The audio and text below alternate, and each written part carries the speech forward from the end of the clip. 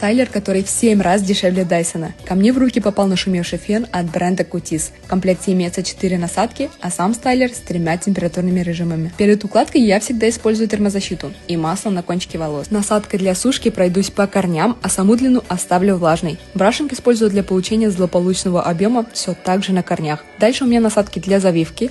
И в комплекте 2, один укладывать направо, другой налево. Расчесываю и ручками разбиваю, что получилось на прядке, а пастой приструню свои мохнатки на макушке. С одной стороны я высушила насадкой для фена, с другой уложила с насадкой для завивки. Для визуального примера вам. Ну что, похоже, у Дайсона появился сильный соперник? Артикул на Cutis оставлю в описании.